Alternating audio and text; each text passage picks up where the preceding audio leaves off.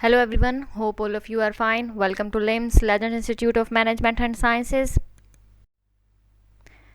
I am Sundar Khan, your lecturer for the course of Academic Reading and Writing.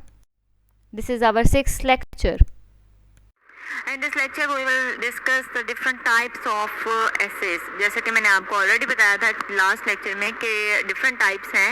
Essays की।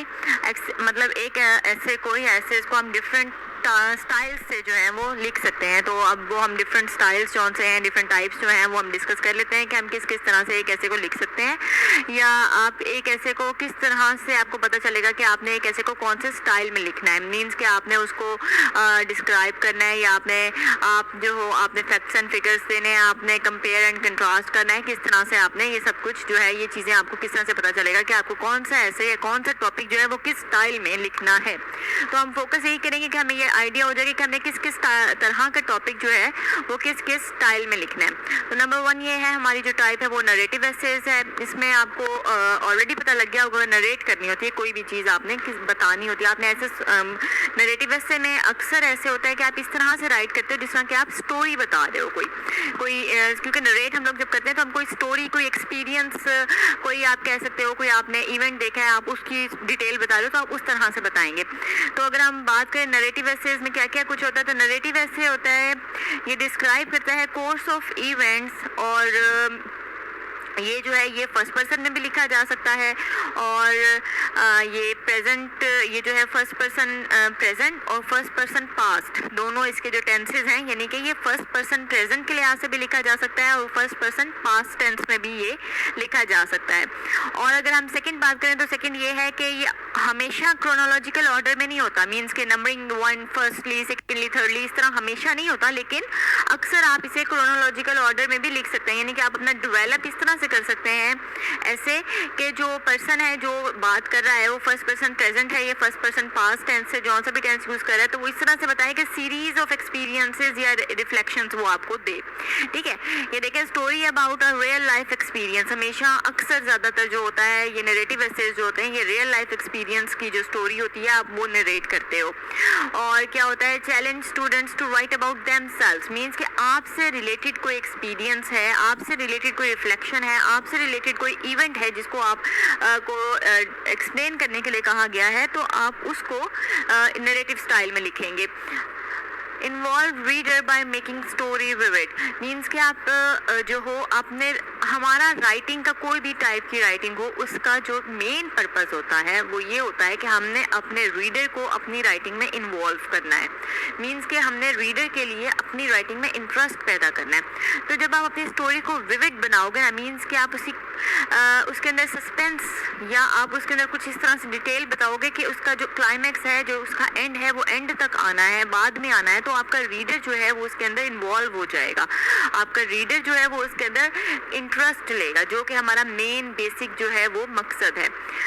ये मैं already बता चुकी हूँ कि may be written in first person present और फर्स्ट पर्सन पास्ट टेंस। आप इसे फर्स्ट पर्सन के लिहाज से प्रेजेंट टेंस में भी राइट कर सकते हैं और फर्स्ट पर्सन के लिहाज से पास्ट टेंस में भी राइट कर सकते हैं। ये आप पे डिपेंड करता है कि आप टॉपिक को किस तरह से डेवलप कर रहे हो, उसे किस तरह से राइट कर रहे हो।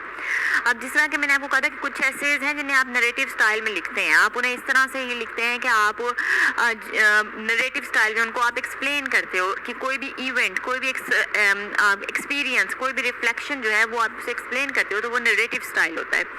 तो यहाँ पे 2 एग्जांपल्स आपको दी गई हैं। My first day at college, अगर इस तरह का आपको कोई ऐसे आ जाता है, my first day at college, my last day at school, या my first day at university, means इस तरह का, my first day at work, या फिर आप पिकनिक पार्टी इस तरह का, या मीन्स के इस तरह के अगर कोई विजिट टू लाहौर आ जाता है, इस तरह के अगर आपको एसेज आते हैं, या विजिट टू हिस्टोरिकल प्लेस अगर आपको आ जाता है, इस टाइप के जब आपको एसेज आएंगे तो आपने उनको नरेटिव स्टाइल में लिखना है, क्योंकि आप एक्सप्लेन कर रहे हो ना। आप कोई भी चीज़ जो है वो रियल लाइफ, एक तो आप एक्सपीरियंस बता रहे हैं, रियल लाइफ एक्सपीरियंस है ये आपका, और ये आप जो है ये आप अपने बारे में बता रहे हैं। ये हम लोग जो हो, ये स्टूडेंट्स जो हैं, ये अपने बारे में जो है अपने कि अपना एक्सपीरियंस उनका क्या है, कि अपनी उनकी जो है एक इवेंट पे वो गए, वो इवेंट उनके लिए कैसा था, तो वो आपने अपने स्टाइल से लिखना है। तो इस टाइप के जो एसेज होते हैं वो हम नरेटिव स्टाइल में लिखते हैं, या हम उन्हें नरेटिव एसेज कहते हैं, जिसके अंदर हम लोग रियल लाइफ एक्सपीरियंसेस जो हैं वो बताते हैं। ज़रूरी नहीं है आपने वो एक्सपीरियंस किया हो सकता है आप कभी किसी पिकनिक पार्टी पर नहीं गए, लेकिन आप नहीं गए इसका मतलब ये नहीं कि कोई भी नहीं गया। तो आपको उसको राइट इस तरह से करना है कि वो एक रियल लाइफ एक्सपीरियंस लगे, ठीक है। और उसके बाद नेक्स्ट क्या है कि आपका जो मेन मकसद है, जो मेन आपका एक कह सकते हैं ना एम है राइटिंग का, ऐसे का, वो ये है कि आपने अपने रीडर को अपनी राइटिंग में इन्वॉल्व करना है। ये आप पे डिपेंड करता है कि आप किस स्टाइल में राइटिंग करते हैं, किस स्टाइल में आप ऐसे लिखते हैं कि आपका रीडर जो है वो आपकी राइटिंग में इंटरेस्ट ले और वो उसको एंड तक रीड करे। सेकेंड टाइप अगर हम ऐसे की बात करें तो वो है डिस्क्रिप्टिव एसेज। डिस्क्रिप्टिव एसेज के अंदर अब आप देखेंगे हम क्या करते हैं, हम डिस्क्राइब करते हैं, हम कोई भी पिक्चर को पेंट करते हैं with the help of words. For example मैं आपको एक पर्सन की डिस्क्रिप्शन देती हूँ कि उसने जो है, अगर आपने बल्कि कोई बहुत ज़्यादा आपने कोई ड्रामा देखा हो तो उसके अंदर दिखाया जाता है जब भी कोई हीरो की एंट्री होती है तो आपने देखा होगा सबसे पहले उसके शूज़ दिखाए जाएंगे, फिर उसकी आपको जो है वॉच दिखाई जाएगी, देन आपको उसकी बैग दिखाएंगे, फिर आपको उसका मोबाइल दिखा देंगे और लास्ट में आपको उसका जो है वो फेस दिखाया जाता है। या अगर आप बुक में कहीं भी रीड करें तो उसमें जब आपको एक हीरो की डिस्क्रिप्शन दी जाती है या विलन की डिस्क्रिप्शन दी जाती है तो आपको बताया जाता है कि उसने शूज़ उस ब्रांड के पहने हुए थे, या उसने जो उसके जो सूट है वो उस ब्रांड का है, उसकी वॉच जो थी वो उसकी उस ब्रांड की थी, और उसके जो ग्लासेस थे वो उस ब्रांड के थे। और देन इस तरह से एक इमेज क्रिएट किया जाता है कि वो 6 फीट टॉल है, वो स्मार्ट है, वो जो है आप कह सकते हैं उसके जो हेयर कलर है वो डार्क ब्लैक है, उसका जो स्किन कलर है वो आप कह सकते हैं पेल है। तो इस तरह से एक पूरी की पूरी जो डिस्क्रिप्शन दी जाती है, एक पिक्चर क्रिएट की जाती है, एक पिक्चर पेंट की जाती है विद द हेल्प ऑफ आप कह सकते हैं कि वर्ड्स। हम वर्ड्स को यूज़ करके एक पूरी की पूरी डिस्क्रिप्शन देते हैं, इमेज बनाते हैं माइंड में रीडर के कि क्या चीज़ है, चाहे वो पर्सन की हम इमेज बना रहे हैं या हम पिक्चर क्रिएट कर रहे हैं, लोकेशन का भी बना सकते हैं, ऑब्जेक्ट का और इवेंट का भी। अगर लोकेशन की बात करें तो अगर मैं आपको कहूँ कि आपने किसी भी हॉरर जो है एक लोकेशन या एक इमेज क्रिएट करना है हॉरर लोकेशन का, तो सिंपल सी बात है, आप सिंपली कहेंगे कि बहुत ज़्यादा रात थी और आप कह सकते हैं कि बारिश हो रही थी और बिजली चमक रही थी और सारा इलाका सुनसान था, वहाँ कोई भी नहीं था। अचानक से आंधी आती है, तेज़ हवा चलने लग जाती है बारिश के साथ साथ, और कह सकते हैं आपके मीन्स के वहाँ सिग्नल भी नहीं थे, आपका मोबाइल भी काम नहीं कर रहा था और अचानक से आपको पीछे से आवाज़ आती है। मीन्स कि आपने हॉरर एक डिस्क्रिप्शन क्रिएट करनी है ना किसी भी चीज़ की, तो इस तरह से आप लोग लोकेशन की भी ईजिली क्रिएट कर सकते हैं, ऑब्जेक्ट की भी बना सकते हैं, इवेंट की भी बना सकते हैं। Communicate deeper meaning through the description. इसमें होता क्या है, हम ये करते हैं कि हम डिटेल ऑफर करते हैं इतनी to enable the reader to imagine the item describe. Means के हम लोग डीपर मीनिंग जो देते हैं थ्रू डिस्क्रिप्शन, उसका मतलब ये है कि हम डिटेल दे देते हैं डिस्क्रिप्शन। मीन्स के with the use of words, हम वर्ड्स को यूज़ करते हैं और एक डिटेल इमेज, एक डिटेल पिक्चर क्रिएट करते हैं ताकि एक डीपर मीनिंग मिले हमारे रीडर को कि आखिर हम लोग क्या लोकेशन या क्या पर्सन या क्या इवेंट बताना चाह रहे हैं, हम क्या चीज़ एक्सप्लेन करना चाह रहे हैं। जब तक आपको एक कहते हैं ना, एक आपको एक पिक्चर आपके लिए क्रिएट नहीं की जाएगी, आपको एक इमेज नहीं पहुंचाया जाएगा, आपके माइंड में एक इमेज खुद ब खुद वर्ड से क्रिएट नहीं होगा, तब तक आपको कोई चीज़ समझने में बहुत ज़्यादा मसला होता है। Use colourful words and sensory details. Means कि आप डिफरेंट तरह के वर्ड्स को यूज़ कर सकते हैं। जितनी अच्छी आपकी वोकैबुलरी है आप उतने अच्छे वर्ड्स को यूज़ करें और एक ही वर्ड को बार बार यूज़ ना करें। आप सिनोनिम्स यूज़ करें, एंटोनिम्स यूज़ करें, डिफरेंट वर्ड्स को यूज़ करें। सेंसरी डिटेल्स का मतलब यह है कि आपको तमाम डिटेल्स देनी होगी। वॉइस मीन्स के अगर वहाँ पर बारिश है तो बारिश की आप जो आवाज़ होती है वो आप क्रिएट करें। अगर वहाँ बिजली है तो बिजली के लिए कोई आवाज़ जो होती है वो, अगर दरवाज़ा है, दरवाज़ा खुल रहा है या बंद हो तो एक करके आवाज़ आती है। आप इस तरह का इमेज भी दे सकते हैं। आपको हर चीज़ बतानी है क्योंकि आप एक लोकेशन अगर क्रिएट कर रहे हो, एक इमेज क्रिएट कर रहे हो, तो वो इमेज जो है वो कंप्लीट होना चाहिए रीडर की इमेजिनेशन के लिए, ताकि रीडर जो है वो कंप्लीटली एक चीज़ को इमेजिन कर सके, एक पिक्चर को क्रिएट कर सके। अब इसकी एग्जांपल क्या है कि इस तरह के डिस्क्रिप्टिव एसेज आप किस स्टाइल में लिख सकते हैं। देखें जी, my room, a visit to a hospital और a tree in my backyard. अगर फॉर एग्जाम्पल आपको मैं a visit to a hospital ऐसे राइट करने के लिए देती हूँ तो आप किस तरह से लिखेंगे कि आप रोड पर गए या आपने इतने किलोमीटर का ट्रैवल किया, आप जब हॉस्पिटल पहुँचे तो वहाँ बहुत रश था, बार बार एम्बुलेंस आ रही थी, पेशेंट्स अंदर जा रहे थे, वहाँ ब्लड ही ब्लड था, और यू कैन से कि वहाँ पे जो रिलेटिव्स थे उनका बहुत ज़्यादा ग्लूमी मूड था, तमाम लोग बहुत परेशान थे, लेकिन एक साइड पे आपको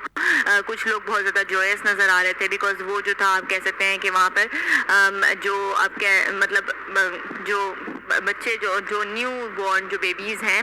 वो वहाँ पर पैदा हो रहे थे और उनके जो रिलेटिव्स थे वो बहुत ज़्यादा खुश थे। मीन्स कि आपने इमेज क्रिएट करना है ना, तो आप किसी भी तरह से कोई भी इमेज क्रिएट कर सकते हो with the use of words,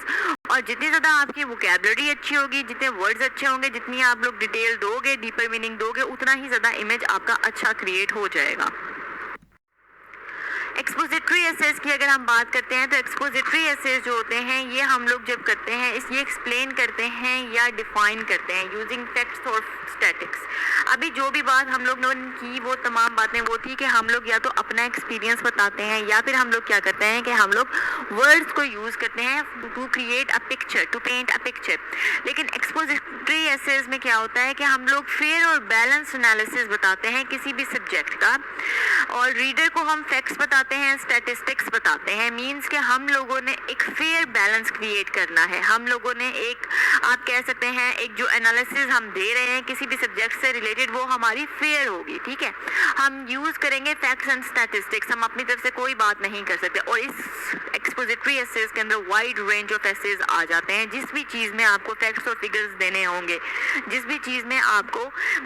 एक आप कह सकते हैं बैलेंस क्रिएट करना होगा दो पॉइंट्स के दरमियान, दो चीज़ों के दरमियान, तो वो एक्सपोजिटरी एसेस होंगे। फॉर एग्जांपल आपको बताया गया है कंपैरिजन एंड कंट्रास्ट एसेस आ जाते हैं एक्सपोजिटरी एसे में, कॉज एंड इफेक्ट एसेस जो हैं ये भी एक्सपोजिटरी एसेस में आते हैं। और अगर आपको कहीं कोई प्रोसेस बताना हो, किसी भी चीज़ का प्रोसेस आपने बताना है तो वो भी एक्सपोजिटरी एसेस के अंदर ही आएगा। अगर आपको कोई ऐसा टॉपिक दिया गया जिसमें हाउ टू मीन्स कि कोई काम किस तरह से हुआ आपने वो एक्सप्लेन करना है तो वो भी एक्सपोजिटरी एसेस के अंदर ही आता है। मीन्स को उसके अंदर भी आपको फैक्ट्स एंड फिगर्स बताने पड़ेंगे, आपको एक क्लियर बैलेंस बताना पड़ेगा, बैलेंस क्रिएट करना पड़ेगा चीज़ों के दरमियान, सब्जेक्ट्स के दरमियान, और ताकि रीडर जो है आपका वो अपनी ओपिनियन खुद क्रिएट करे। आपने एक्सपोज कर देना है एक चीज़ को कम्प्लीटली अपने रीडर के सामने, आपने फेयर बैलेंस रखना है, आपने अपनी ओपिनियन ऐड नहीं करनी उसमें, आपके पास जो फैक्ट्स और फिगर्स हैं आपने वो ही रीडर को बताने हैं। इससे क्या होगा, जब आपका बैलेंस क्रिएट, आप एक फेयर तरीके से फैक्ट्स एंड फिगर्स अपने रीडर को बता रहे हैं, फैक्ट्स और स्टैटिस्टिक्स, तो क्या होगा कि इस चीज़ से रीडर अपना खुद एक ओपिनियन जो है वो क्रिएट करेगा,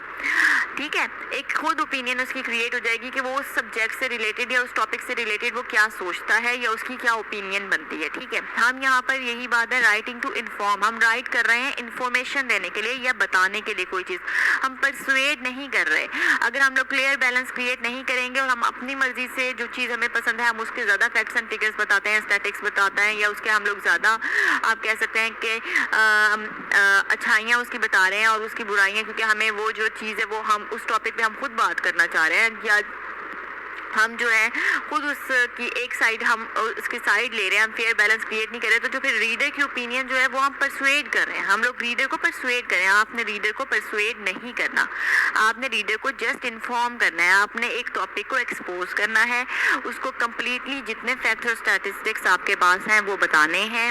और आपने एक फेयर बैलेंस जो है ना वो रीडर के सामने जो है उसको देना है, ताकि वो खुद अपनी ओपिनियन जो है वो क्रिएट कर सके। अगर हम इसके एसे की बात करें कि एक्सपोजिटरी क्या है, कौन सी एग्जांपल हो सकती है, तो इसके अंदर सिंपल सी एग्जांपल है रिलीजन इन एजुकेशन। इसके ऊपर अगर आप इस तरह का ऐसे आता है आपको, तो ये आप एक्सपोजिटरी जो है वो स्टाइल में ये उसको आप एक्सपोजिटरी ऐसे कह सकते हैं। क्यों? क्योंकि आप लोग कंपेयर एंड कंट्रास्ट भी कर सकते हैं, इसमें कॉज और इफेक्ट भी बता सकते हैं कि रिलीजन की वजह से एजुकेशन, या एजुकेशन की वजह से क्या एजुकेशन के कॉजेज हैं और उसका क्या रिलीजन के ऊपर इफेक्ट है, या क्या रिलीजन के का इफेक्ट जो कॉजेज थे, रीजन का जो कॉजेज हैं वो रिलीजन के वो एजुकेशन के ऊपर क्या इफेक्ट कर रहे हैं। या अगर आपको कंपेयर एंड कंट्रास्ट है तो आप रिलीजन और एजुकेशन दोनों का कंपेयर और कंट्रास्ट भी कर सकते हो, फैक्ट्स एंड फिगर्स दे सकते हो। तो आप लोग जस्ट इन्फॉर्म करने के लिए चीज़ बताएंगे, परसुएड नहीं करेंगे। रीडर अपनी ओपिनियन जो है वो खुद क्रिएट करेगा।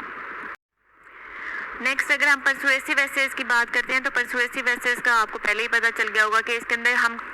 राइटर की एबिलिटी होती है कि वो किस तरह से ऑडियंस को कन्विंस करता है। राइटर की एबिलिटी है कि वो ऑडियंस को किस तरह से कन्विंस करता है अपने आर्ग्यूमेंट्स को एक्सेप्ट करने के लिए और अपने कंक्लूजन को भी एक्सेप्ट करने के लिए। मींस के ये आपका राइटिंग स्टाइल है कि आप लोग किस स्टाइल में और कितना अच्छा लिख रहे हो, कितने अच्छे फैक्ट्स और स्टैटिस्टिक्स दे रहे हो कि जो आप बात कर रहे हो, जिस चीज़ पे, जिस पॉइंट पे आप जो कन्विंस करने की कोशिश कर रहे हो अपने ऑडियंस को, अपने रीडर को, आपका ऑडियंस और आपका रीडर जो है वो उस चीज़ पे आपके आर्ग्यूमेंट्स भी एक्सेप्ट कर रहा है और आपकी कंक्लूजन भी एक्सेप्ट कर रहा है। यहाँ मैंने आपको एग्जांपल दिया effects of alcohol on human body. अब इसके अंदर देखें, अगर हम लोग अगर रीडर फॉर एग्जांपल राइटर जो है वो इस तरह से लिख रहे हैं कि अल्कोहल का जो इफेक्ट है वो ह्यूमन बॉडी के लिए बहुत ज़्यादा हार्मफुल है, वो ह्यूमन बॉडी को तबाह बर्बाद कर रहा है, या अल्कोहल की वजह से हमारे लंग्स ख़राब हो जाते हैं, वट एवर इट इज़, हमारे जो डिफरेंट बॉडी पार्ट्स हैं उनमें बहुत ज़्यादा नेगेटिव इफेक्ट आता है इसका। तो ये आपको फैक्ट्स एंड स्टैटिस्टिक्स के साथ बताना होगा और आपको अपनी आर्ग्यूमेंट्स जो हैं वो इस तरह से देनी होंगी कि आपकी आर्ग्यूमेंट्स और आपकी कंक्लूजन जो है वो रीडर एक्सेप्ट करे। लेकिन अगर कोई एक और राइटर है जो कहता है कि अल्कोहल जो है वो मेडिसिन में यूज़ होता है, जिसकी वजह से बहुत ज़्यादा बीमारियाँ, डिजीज़ से जो है आप कह सकते हैं कि आप बहुत ज़्यादा मेडिसिन में यूज़ हो रहा है डिजीज़ को ख़त्म करने के लिए, तो वो जिस तरह से फैक्ट्स एंड फिगर्स देता है वो भी इसी तरह से देगा कि उसके आर्ग्यूमेंट्स मजबूत हों ताकि उसकी कंक्लूजन जो है वो एक्सेप्ट की जा सके बाय ऑडियंस और रीडर्स। तो ये डिपेंड करता है कि आप किस तरह से टॉपिक को चूज़ करके किस तरह से उसके ऊपर अपना राइट करेंगे। ऐसे write to catch readers mind at once. Persuasive essays में क्या होता है, वैसे तो हर टाइप ऑफ एसे में आपने क्या करना है, आपने रीडर का इंटरेस्ट लेना है ताकि वो आपकी राइटिंग को एंड तक रीड करे। लेकिन परसुएसिव एसेज में क्या होता है कि यहाँ पर आपको राइटर की ये कोशिश होती है कि फ़ौरन स्टार्टिंग से ही वो रीडर का माइंड किसी तरह से अपनी राइटिंग में इन्वॉल्व करे, कैच करे, ताकि जो वो स्टार्टिंग से ही उसको अपने पॉइंट पर जो उसकी ओपिनियन है राइटर की उसके ऊपर कन्विंस कर सके। Opinion should be backed up by supporting details. जाहिर सी बात है, जब तक आपके आर्ग्यूमेंट्स जो हैं वो वैलिड नहीं होंगे तब तक वो आपको, आपका जो रीडर है वो पढ़ने के बाद भी आपकी ओपिनियन से परसुएड नहीं होगा। जब आप valid arguments, facts and figures हर चीज़ एक प्रोवाइड करेंगे अपने जो आपकी ओपिनियन है उससे रिगार्डिंग, तो ही आप अपने रीडर को जो हो माइंड को वो कैच कर सकोगे, उसे इन्वॉल्व कर सकोगे अपनी राइटिंग में। तो जो एग्जाम्पल मैं दे चुकी हूँ effects of alcohol on human body, इस तरह के जो एसेज आएंगे इसको अब आप किस तरह से टैकल करते हैं आप पे डिपेंड करता है। लेकिन आपका जो भी पॉइंट है, जो भी स्टांस आप ले रहे हो इस तरह के टॉपिक के ऊपर, आपने कोशिश करनी है कि आपके पास आर्ग्यूमेंट्स इतने वैलिड हों, सपोर्टिंग डिटेल्स हों और कंक्लूजन आपकी इस तरह की हो कि आपका रीडर जो है वो आपकी बात से परसुएड हो जाए, आपके स्टांस के परसुएड हो जाए। अगर हम डिस्कर्सिव एसेज की बात करते हैं तो डिस्कर्सिव एसेज में क्या होता है, यहाँ पर आप लोगों को इन्वेस्टिगेट करनी होती है an argument by offering to opposing perspectives. Means कि आपको दो पॉइंट आप बताते हैं इसके अंदर डिस्कर्सिव एसेज के अंदर। It is a practical method of establishing the writer's opinion on a topic and persuading one stance by exploring the reasons why each view may or may not be valid. हम लोग यहाँ पर क्या करते हैं कि हम देते हैं बैलेंस्ड स्टांस देते हैं ऑफ सब्जेक्ट। हम लोग एक बैलेंस क्रिएट कर देते हैं सब्जेक्ट का। हमारा जो स्टांस है ये न्यूट्रल है। हम कोई भी चीज़, जो मैंने आपको ऑलरेडी पहले बताई, हम किसी भी चीज़ की साइड लेने की कोशिश नहीं कर रहे। हम जो है एक न्यूट्रल सब्जेक्ट, हम सब्जेक्ट के ऊपर राइट ज़रूर कर रहे हैं। हम लोग दो ओपिनियंस जो हैं, हम लोग अपोजिंग पर्सपेक्टिव्स बता ज़रूर रहे हैं कि ये भी हो सकता है पॉइंट और ये भी हो सकता है, लेकिन हमारा जो स्टांस है, हमारी जो ओपिनियन है, हमारी ओपिनियन न्यूट्रल है। हम कोई भी जो है वो किसी भी एक साइड पार्टी, आप कहते हैं किसी भी एक पार्टी की साइड नहीं ले रहे। हम उनके हाथ में ज़्यादा फैक्ट्स और फिगर्स नहीं देंगे। हम दोनों के इक्वल फैक्ट्स एंड फिगर्स देंगे ताकि हमारा स्टांस जो है वो न्यूट्रल रहे। हमने जो चीज़ क्रिएट करनी है वो बैलेंस क्रिएट करना है दो डिफरेंट चीज़ों के दरमियान, और हमने अनबायस्ड और इंफॉर्मेटिव आर्ग्यूमेंट्स देने हैं। मीन्स कि हमने किसी भी चीज़ के साथ मतलब टॉपिक के साथ बायसनेस नहीं दिखानी कि हमने अपनी ओपिनियन या बायसनेस या फेवर शो नहीं करना। हमने इंफॉर्मेटिव आर्ग्यूमेंट्स देने हैं। इससे क्या होगा कि हम लोग जो है हम लोग अपने रीडर को जो आप कह सकते हैं कि अनबायस्ड इंफॉर्मेशन हम दे रहे हैं, ताकि राइटर जो है वो अपनी ओपिनियन जो है वो परसुएट तो नहीं कर रहा ना। राइटर जो है वो तो सिर्फ और सिर्फ क्या कर रहा है, वो आपको एक चीज़ का हर आप कह सकते हैं कि गुड पॉइंट्स भी बता रहा है, बैड पॉइंट्स भी बता रहा है। और इससे क्या है कि सिंपल सी बात इतनी सी है सिर्फ कि हम लोग एक्सप्लोर करते हैं एक टॉपिक को कम्प्लीटली, कि ये जो हम बता रहे हैं, ये जो व्यू है ये वैलिड भी हो सकता है और ये वैलिड नहीं भी हो सकता। और हम क्या करते हैं कि persuading one stance by exploring the reason why each view may or may not be valid, means कि हम लोग एक टॉपिक के ऊपर कंप्लीट इंफॉर्मेशन दे देंगे। अब ये अलग बात है कि वो जो स्टांस है, जो राइटर का, जो रीडर का स्टांस है, वो वैलिड होता है या नहीं होता, इससे हमारा कोई लिंक नहीं है। हमारा जो लिंक है वो ये है कि हमारा स्टांस न्यूट्रल होगा, हम अपनी काम जो है वो मेंटेन करेंगे और हम एक अनबायस्ड और इंफॉर्मेटिव जो है आर्गुमेंट वो हम प्रेजेंट करेंगे अपने रीडर के लिए। और हमारा रीडर उससे फिर खुद देखेगा कि क्या जो उसका स्टांस, उसकी ओपिनियन थी, वो हमने जो उसको दोनों जो दो ऑपोजिंग पर्सपेक्टिव के दरमियान जो हमने उसे इन्फॉर्मेशन दी है, कि हमारे आर्ग्यूमेंट्स जो हैं वो इन्फॉर्मेटिव हैं और अनबायस्ड हैं। और उसके बाद वो देखेगा कि क्या उसकी जो स्टांस, उसकी ओपिनियन है वो वैलिड है या नहीं वैलिड। फॉर एग्जाम्पल, इसका अगर हम ऐसे की एग्जाम्पल मैं आपको दूँ तो experiments on animals are neither good nor bad. अब देखें इसके अंदर आपको क्या बताना पड़ेगा, आपको एक्सपेरिमेंट्स का बताना पड़ेगा कि एनिमल्स की लाइफ इससे ख़राब हो रही है। एनिमल्स की जो आप कह सकते हैं कि वो भी लिविंग थिंग्स हैं और उनके साथ इस तरह के मतलब एक्सपेरिमेंट्स जो हैं वो एक क्रूअल थिंग है, ठीक है। लेकिन अगर आप दूसरी तरफ देखें तो हम एनिमल्स पे एक्सपेरिमेंट करते हैं, तभी हम लोग जो मेडिसिन हैं, ये दूसरी चीज़ें हैं, वो हम ह्यूमंस पे अप्लाई कर सकते हैं। हम डायरेक्टली ह्यूमंस पे तो एक्सपेरिमेंट नहीं कर सकते ना। तो इस तरह से आपको दोनों साइड्स के गुड और बैड दोनों के पॉइंट्स बताने पड़ेंगे और रीडर जो है फिर वो अपना खुद देखेगा कि उसकी ओपिनियन जो है, जो उसने क्रिएट की हुई है, क्या वो ठीक है, वैलिड है या नहीं वैलिड। अगर हम कॉज और इफेक्ट एसेस की बात करें तो ये आपको नाम ही पता चल रहा है कि कॉज आपको पहले बताना पड़ेगा, देन आपको उस कॉज का इफेक्ट बताना पड़ेगा कि क्या इफेक्ट है, क्या इफेक्ट नहीं है, ठीक है। इसके अंदर क्या होता है, हम लोग सबसे पहले डिस्कस करते हैं, देखें जी, writer's ability to connect reasons, things happen and consequences they might have. देखें कोई भी चीज़, हमें रीजंस, हमें कनेक्शन क्रिएट करना पड़ता है रीजंस के दरमियान, कि कोई काम हुआ है, कुछ मतलब कोई चीज़ जो है या कोई वाक़या जो है रूनुमा हुआ है या हुआ है, तो उसके कॉन्सिक्वेंसेस क्या हैं या क्या हो सकते हैं। मीन्स के कोई भी अब फॉर एग्जांपल अगर हम अभी बात करें कि कोरोना वायरस आई हुई है, तो अब देखें थिंग्स हैपन, कोरोना वायरस आ गई, अब इसके क्या कॉन्सिक्वेंसेस हैं या क्या और फर्दर इसके जो इफेक्ट्स हैं वो हो सकते हैं, ठीक है। आपने इस तरह से डिस्कस करना है कि कुछ हुआ है, कि अगर या कुछ हुआ है, why and how some event happened and what resulted from the event, कि अगर कुछ हुआ है कैसे हुआ है और उसका रिजल्ट क्या है। जो भी हुआ है, जो भी इवेंट है, जो भी आप कह सकते हो एक्सपीरियंस है वो हुआ है, तो उसका इफेक्ट क्या होगा, उसका रिजल्ट क्या होगा। जब इस तरह के ऐसे आए कि आपसे कॉज पूछा जाए कि ये हुआ है, अब उसका इफेक्ट क्या होगा, या ये हो सकता है और इसका इफेक्ट क्या हो सकता है, तो ये होते हैं कॉज और इफेक्ट में। इसमें आपको पहले बतानी पड़ती है रीजंस, आपको पहले बताना पड़ता है कि आप कह सकते हैं कि कोई भी इवेंट हुआ, आप बहुत उसके अंदर जो है वो रीजंस बताएंगे, कुछ हुआ तो क्यों हुआ, किस लिए हुआ, और देन आप उसका इफेक्ट बताओगे, स्पेसिफिक्स बताएंगे कि क्या हुआ और किस तरह से हुआ, ये क्या हो सकता है फर्दर इसकी वजह से, जो कुछ हुआ उसकी वजह से, और फर्दर अब क्या होगा, उसका इफेक्ट क्या है, उसका कॉन्सिक्वेंसेस क्या है। देखें जी, रिलेशनशिप बिटवीन टू और मोर इवेंट्स, आप दो या दो से ज़्यादा इवेंट्स का रिलेशनशिप इसी तरह से बता सकते हो कि ये हुआ, अब इसका इफेक्ट है कि ये भी होगा और ये भी होगा, या ये और ये हुआ और इसका इफेक्ट ये है कि अब ये भी हो सकता है। एन इफेक्ट ऐसे discuss what happens after specific event, means के एक स्पेसिफिक इवेंट हुआ है और अब उसके बाद क्या होगा, ये क्या और हो सकता है उस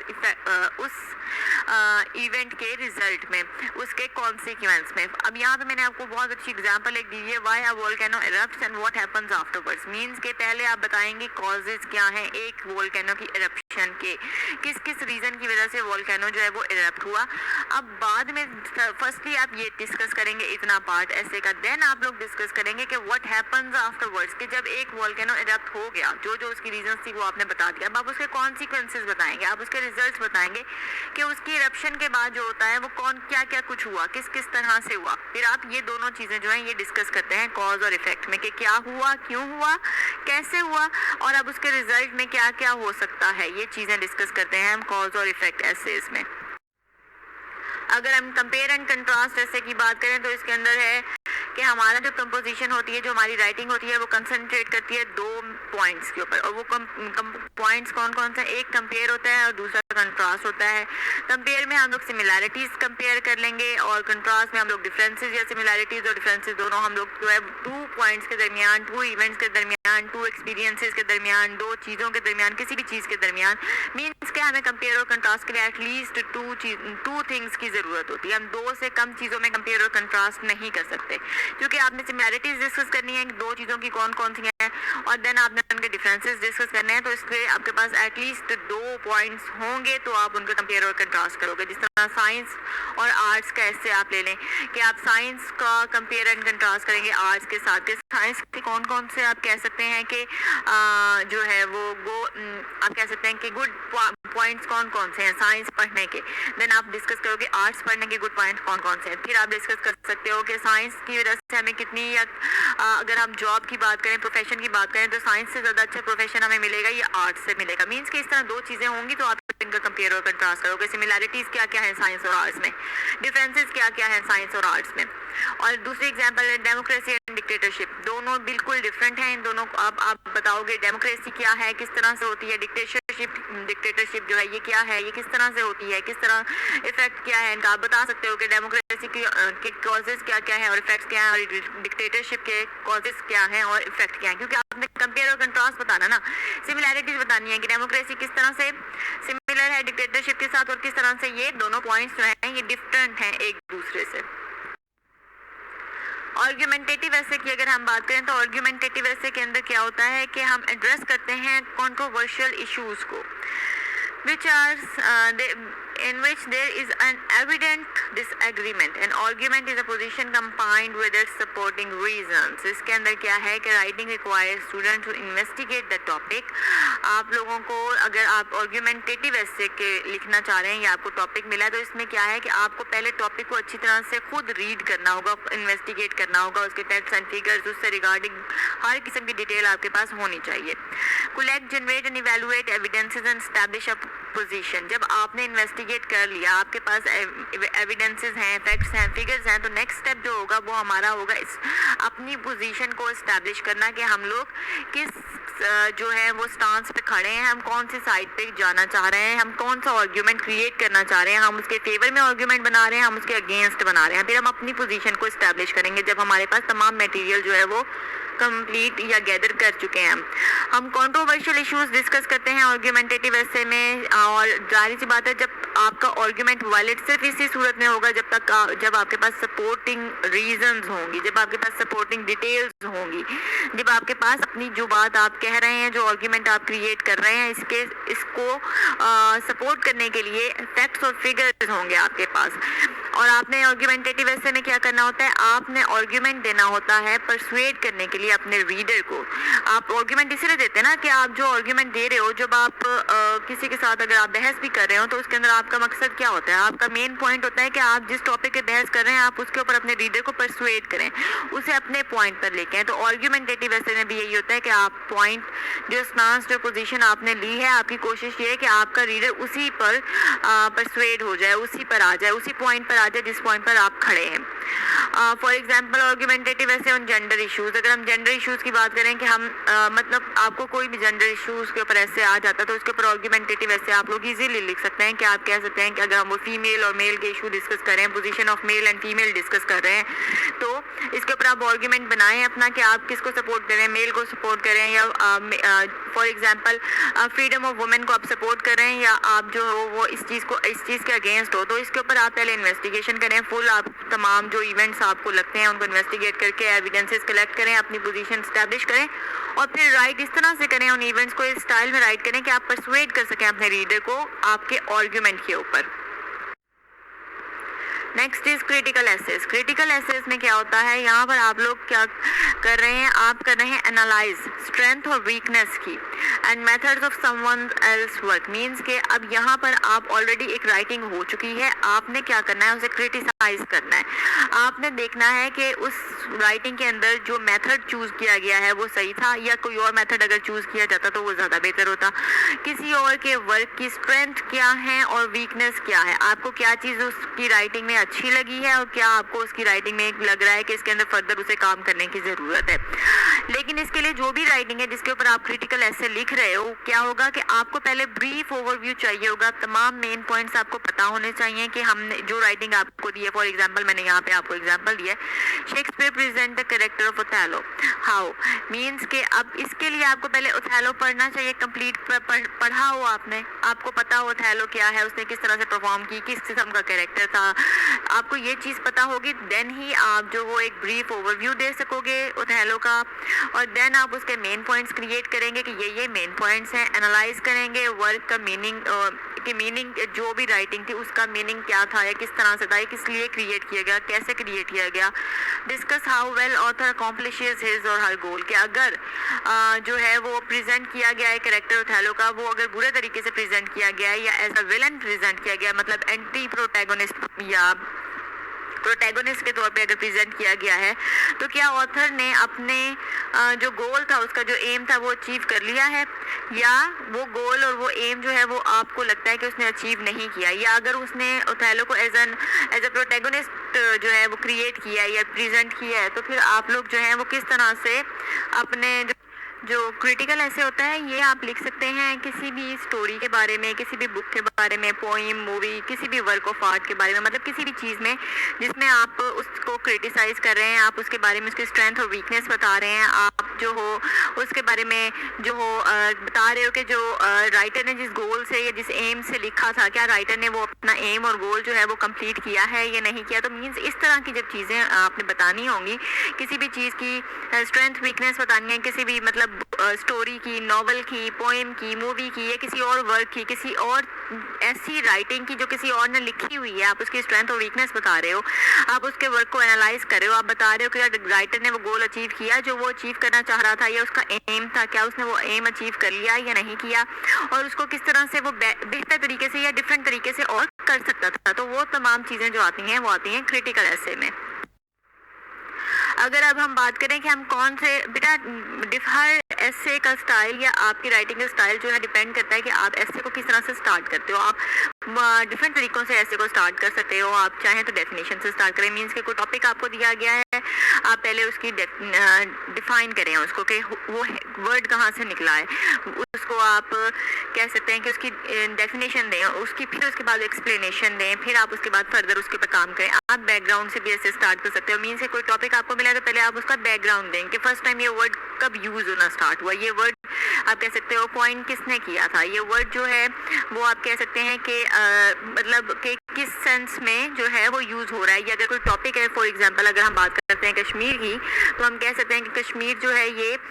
जब अलग एक स्टेट थी, जब पाकिस्तान और इंडिया, या जब एक जो हम कह सकते हैं पार्टीशन हुई सब कॉन्टिनेंट की, तो उसमें कश्मीर ने किसका साथ लिया, उसने सेपरेट जो है वो खड़ा होना स्टार्ट किया। ये कश्मीर का जो आप कह सकते हैं उस टाइम जो रूलर था उसने क्या डिसीजन की, तो आप बैकग्राउंड से स्टार्ट करेंगे इस तरह से। अगर आप चाहें तो आप मतलब टॉपिक को बैकग्राउंड से भी स्टार्ट कर सकते हैं, कोटेशन से स्टार्ट कर सकते हैं, मीन्स के। लेकिन कोटेशन जो है वो आपने ऐसे ही नहीं डाल देनी कि मैं कोटेशन से स्टार्ट करना चाह रहा हूँ। आप कोटेशन उस सूरत में यूज़ करेंगे जब आपको पता होगा कि आपकी ये कोटेशन जो है वो आपकी राइटिंग के साथ मैच हो रही है, जो आपने एक अपना स्टांस पोजीशन रखनी है राइटिंग में, या फिर जो आप कह रहे हैं कि आप कह सकते हैं कि आप कोई ऐसा टॉपिक आपका है जिसके ऊपर आप लोग को वो कोटेशन जो है बिल्कुल फिट जा रही है, आप वो जो कोटेशन है वो आपके टॉपिक के साथ बिल्कुल मैच हो रही है, तो फिर आप कोटेशन से अपने ऐसे को स्टार्ट कर सकते हैं। सरप्राइजिंग स्टेटमेंट से आप स्टार्ट कर सकते हैं। फॉर एग्जांपल अगर आपने कोई भी आपको टॉपिक दिया गया है, तो आप उसके ऊपर पहले एक इस किस्म की इंटरेस्टिंग सरप्राइजिंग स्टेटमेंट बनाएं जो आपके रीडर का इंटरेस्ट जो है वो कैच करे। आपका रीडर जो है वो स्टेटमेंट की वजह से अपना आपका जो ऐसे है वो रीड करना स्टार्ट कर दे। लेकिन ये सरप्राइजिंग स्टेटमेंट भी आप लोगों ने वैलिड बनानी है। ये जो आपका सरप्राइजिंग स्टेटमेंट होगी ये वैलिड होनी चाहिए। आप अपनी मर्जी से कुछ भी नहीं लिख सकते, ठीक है ना, ये सोच समझ के आपको लिखनी पड़ेगी। एनेक्डोट होता है जब हम लोग अपनी कोई लाइफ का इवेंट जो होता है वो हम लोग उसको शेयर करते हैं किसी के साथ, मीन्स कि आप बीती कह सकते हैं आप इसको। तो आप हो सकता है कि अगर आपने अब्यूज़ या के ऊपर अगर बात करूँ कि अब्यूज़ के ऊपर आप ऐसे लिखें, तो आप कह सकते हैं कि जब आप आ रहे थे आज भी या कल आपके साथ ऐसा हुआ कि आप गुजर रहे थे, तो आपने देखा कि कोई मालिक ने अपने घर में काम करने वाली नौकरानी को बहुत बुरी तरह से ट्रीट कर रही थी, मार रही थी, तो ये एनेक्डोट हो जाएगा, मीन्स कि आपने आप बीती बताई है, ठीक है ना। आपने एक अपने सामने देखी हुई चीज़ जो है वो शेयर की, तो आप ऐसे भी ऐसे का जो है ना आप बीती से भी स्टार्ट कर सकते हैं, क्वेश्चन से भी स्टार्ट कर सकते हैं कि फॉर एग्जाम्पल जिस तरह से मैंने आपको पीछे ऐसे दिया है कि एनिमल्स के जो एक्सपेरिमेंट्स हो रहे हैं वो हार्मफुल हैं या नहीं हैं, या होने चाहिए या नहीं होने चाहिए, तो आप इसका भी क्वेश्चन बना सकते हैं कि क्या ये वाकई हम कह सकते हैं कि ये जो है ये सही है या नहीं है, या ऐसा होना चाहिए या नहीं होना चाहिए। या रिलीजन इन एजुकेशन के ऊपर अगर हम बात करें तो हम कह सकते हैं कि क्या हमें रिलीजन एजुकेशन की इजाज़त देता है, ये क्या एजुकेशन हमें रिलीजन को फॉलो करने की परमिशन दे रही है। तो इस तरह से आप क्वेश्चन बना के भी अपने ऐसे का स्टार्ट कर सकते हैं। तो मतलब डिफरेंट वेज हैं जिसमें भी आपने ऐसे को स्टार्ट भी कर सकते हैं। तो आपको इन चीज़ों का भी ख्याल रखना होगा कि आप जब ऐसे स्टार्ट करें आपको एक एक चीज़ जो है उसके ऊपर पहले से वर्कआउट करना होगा, आपको डिसाइड करना होगा कि आपने क्या चीज़ किस तरह से राइट डाउन करनी है। अब आपका जो नेक्स्ट काम है वो है आपकी असाइनमेंट। ये आपको मैंने ऐसे दिए हुए 8 टॉपिक्स हैं। आपने क्या करना है, ईद के बाद जब आप लोगों की क्लासेस दोबारा से रिज्यूम होती हैं तो आपने ये 8 के 8 टॉपिक्स के ऊपर मुझे 8 एसेज जो हैं ये सबमिट करवाने हैं।